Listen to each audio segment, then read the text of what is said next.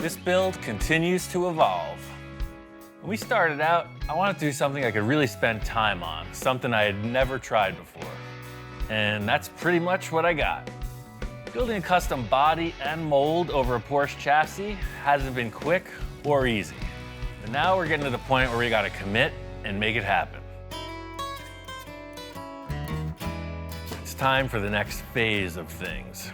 Got my friend, Hardcore Bob Gore. He's coming in to be the guinea pig. I mean, to help me experiment on this mold process. Oh, man. When I walked in, yeah, I was totally floored. He totally blew my mind when I saw what he had sitting there for me to work on. So, you know, Victor wanted a concept sports car. So this is where we're at with it. You're definitely on the right road there. Ian does classics and custom classic work and things that you would totally think of nostalgic, and it totally blew my mind seeing that, walk in and see that he's working on a supercar. Man, when you told me about it before and you sent me a couple pictures in the works, but this is this is beyond what I was thinking already. The whole thing with this is that this isn't the finished car. This isn't even the car we're building. We're gonna build a mold on this. Why are you building a mold instead of just making this the car? Seems like every time I just throw this term, we're making a mold on the car, people just are all question marks. Bob's the same thing. Like, what do you mean? It looks like a car right here I'm looking at. And I'm saying, no, this is just a sculpture. It's about 5 inches thick. I was gonna say, it feels pretty solid. Yeah. And I'm creating a shell on top of it that is a negative image of the sculpture. Then you create another sculpture, the mold, and you get your finished product. By not creating a finished piece, by doing it more like a sculpture, we're able to change aspects of it. And in the end, the mold will give us a really lightweight finished body. But this thing has to weigh 3,000 pounds as it is, just the body. We started going over why he was doing what he was doing. And the thing that came to mind was, hey, we're doing this for Victor. And Victor is a master of change and improvement. I never would have thought of making a mold out of it. I would have just made the first initial car and said, there it is. Yeah, that's the thing. It looks good now, but the kicker is I've never built a mold this big. So that's why you're here. Guinea pig. I can blame it on you if it doesn't work. Right. That's Okay. the ball guy. I got a test piece over here, so we're just gonna make a mold on that. If that works, we're gonna make a mold of the whole car. Everything I've done so far has been in order to get to this mold process. So this is like the critical moment.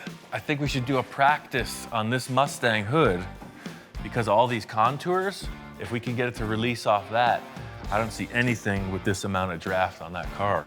The first step here for me is to just examine the process, just test it out on something that doesn't have a lot of draft. In other words, not a lot of negative space that the mold can hook onto.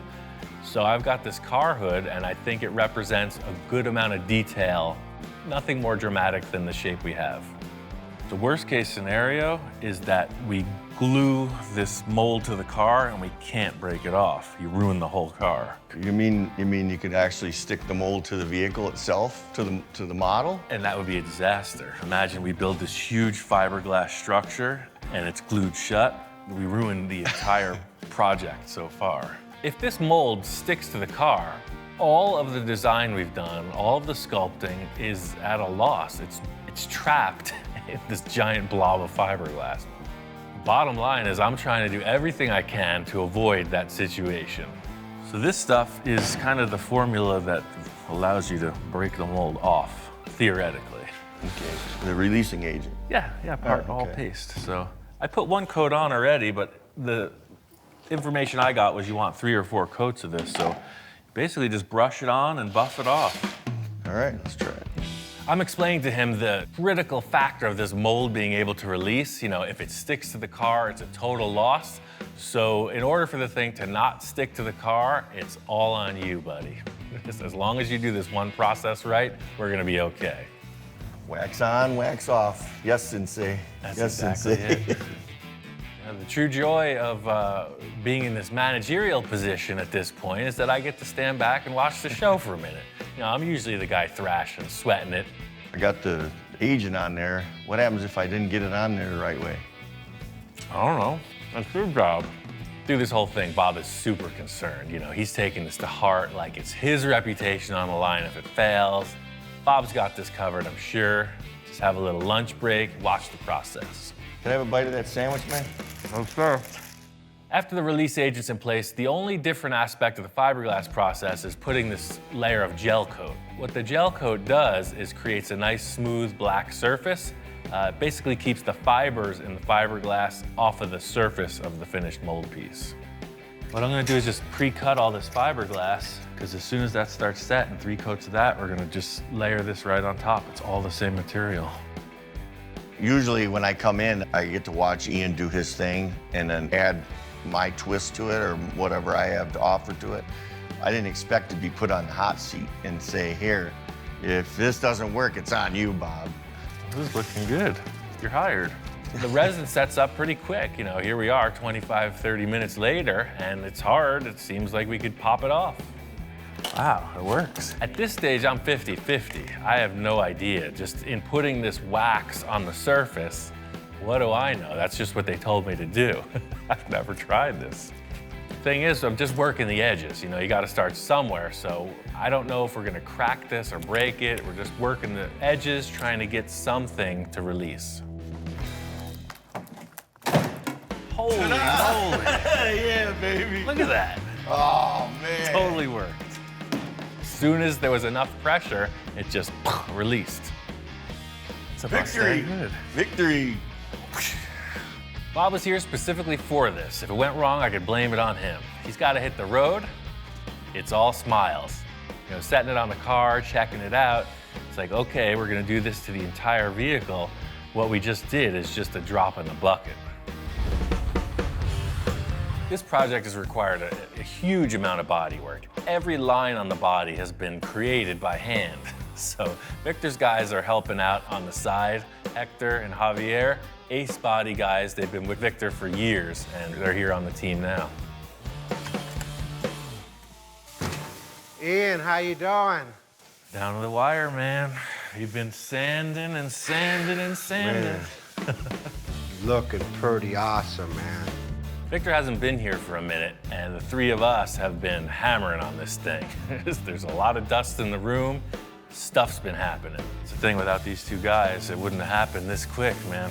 Man, you're on. How you guys doing, man? You've been working out. I thought you were the guy that doesn't sleep, and you got my guys that are working 24/7. I'm the manager now. I stepped Hey, up, man. it's I get about the time, management. man. I'm glad.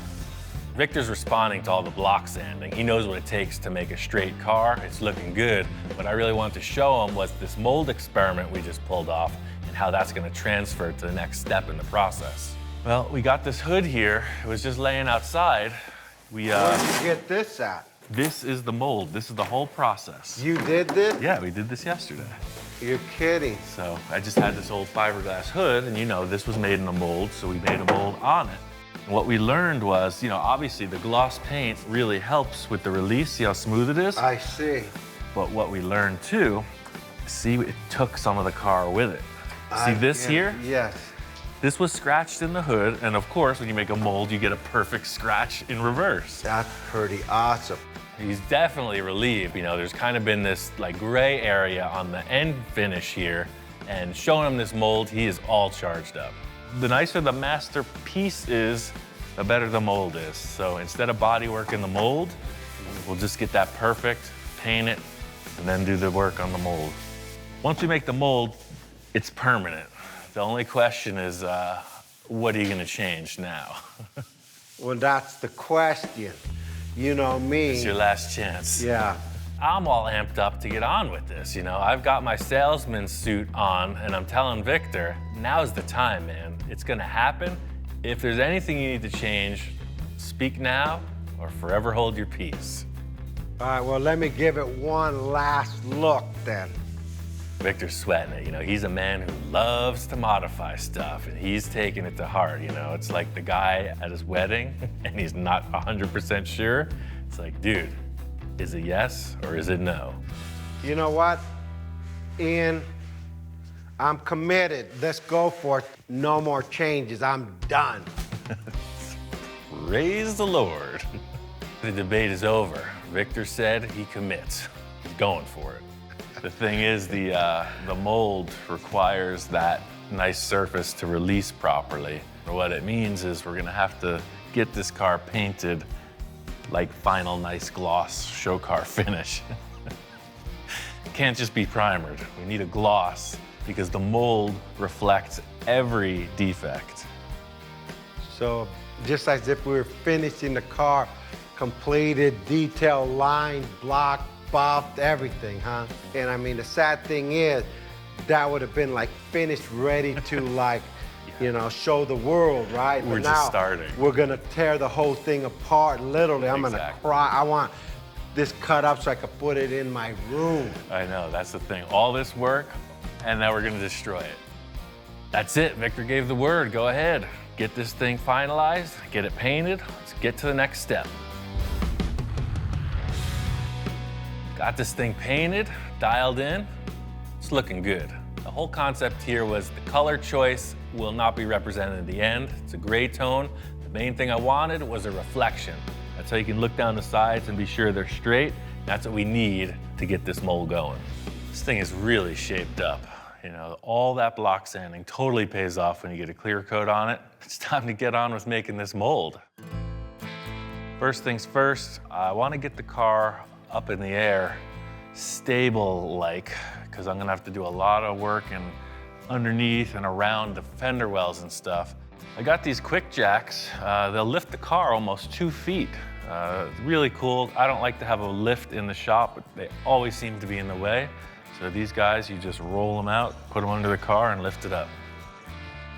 It's just like anything else. You work in as comfortable a position as you can. I'm gonna have to do a bunch of stuff up in the fender wells, under the rocker panels. So in other words, it's not so high up, I can't reach the roof. There's no pillar in the way you'd see with a standard vehicle lift. Full 360 access, about 1.5 feet off the floor. It's perfect for what I need. I think a typical car mold is built in like 7 or 8 pieces. I think we can get away with a 5-piece mold. In other words, the hood will split in half, left and right. The roof and door sections will be 1 piece, and then the right and left rear quarter panel will pop off independently.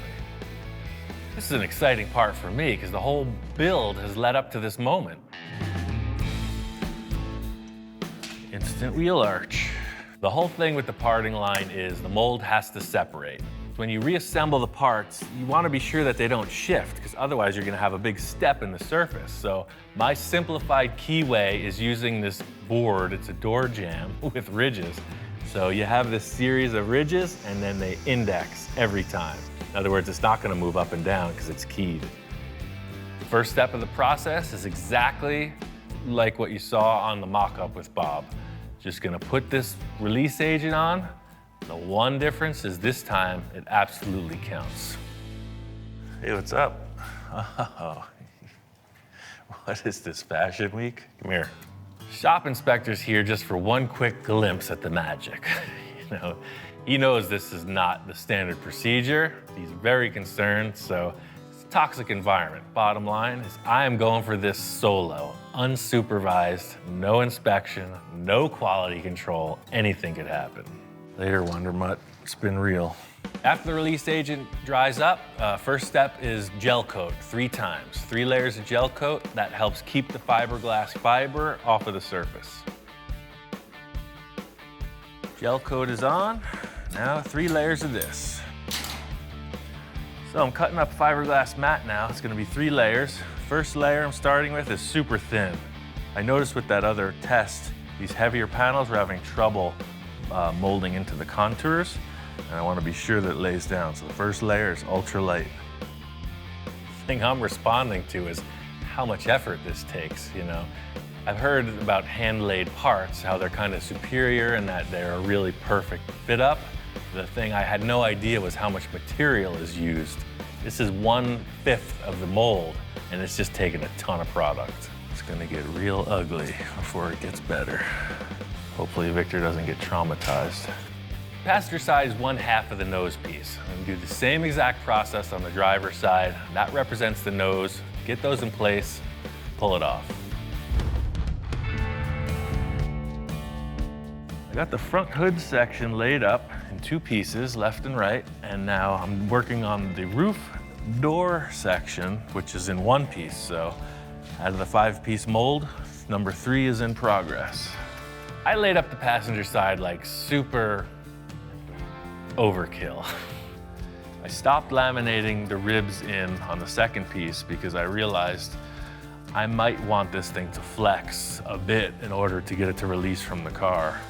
So that's the thing, this first release is just gonna tell me what needs to happen. Is it the more rigid one or is it the more flexible one that releases easier? I'm getting wild style on this. It's totally out of spec for what the shop inspectors used to seeing. You know, there's like no process, there's no procedure. It's just glommed on the car and he is like super leery.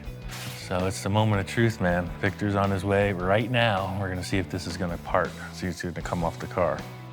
Are you ready to witness the grandeur of all of this effort? What do you think? The thing is, no matter what the critiques say, you gotta work through this. We gotta make this stick. Maybe stick's not the best word, you know, non-stick surface. You gotta make it non-stick. Yo, Ian, what's up? Hey, we're ready to pull this thing off of the nose.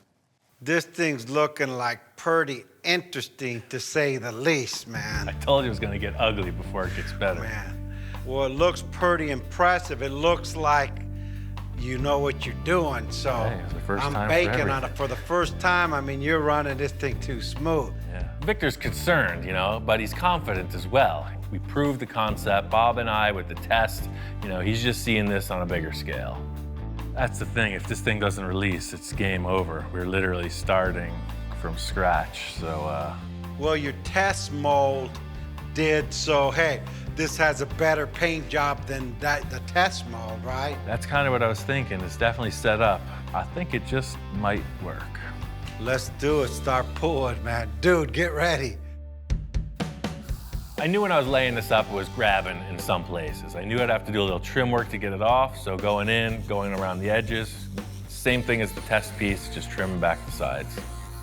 At this stage, I'm feeling confident. There's no reason it shouldn't work, but this is the moment of truth. We gotta pull this thing off. Going in, just trying to start this prying procedure, and I'm expecting it to pop, to release, like it did.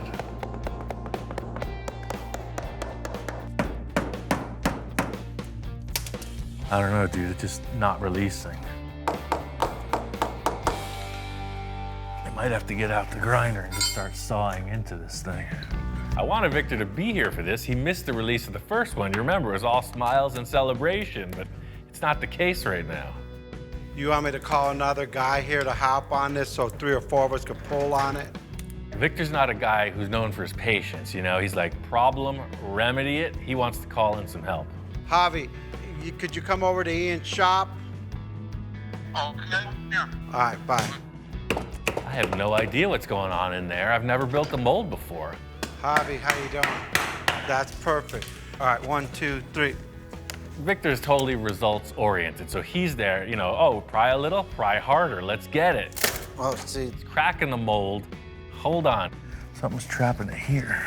One thing I was thinking from the start, these vents, they do have draft, they do have a bit of undercut. I'm thinking, quick solution is to cut that area out. We can always patch it in later. Oh, yeah. I think that was keying Yeah. it in. Thing is, I trimmed this out and it's still stuck. It doesn't make sense. We have a perfectly smooth, polished surface. What's it stuck to? We got the mold on the car and it's not releasing. This is not good. We're at the risk of losing everything we've worked for. We gotta get this thing off. Yeah, that side's coming up. It's just in here. Oh, did you hear that? Yeah, There it see. went, the whole thing came All up. right, let's go on the count of 3, all of us, I guess. 1, 2. There it is. When it released, it's like, oh, perfect. It's exactly what we were hoping for, a half hour ago. It was glued itself to the paint. How weird. We will pick it up and look back at the car, and I see the paint has totally delaminated. I mean, it's a mess. The only thing I'm thinking is the paint not being cured up, it became like a glue. I guess the heat from the resin kind of caused it to become liquid again, and some of it went with the mold, some of it stayed with the car, so it was literally, that was the lock. It was a freaking suction cup. And look, it's not even stuck to the mold. It just came along for the ride. So the mold is in perfect shape. Getting this one piece released, the alarm bells start to go off. This is a problem over the whole car. This isn't unique to this panel. Let's break everything right now. Second piece comes off. You know, I'm multifaceted, back in the salesman's role, and I'm like, no, don't look over there. This is what you're looking at, and the mold is good. Piece of cake. Might not be the prettiest, but hey, I know we got what we needed out of this. I think we made it. It was a little sloppy. We got it.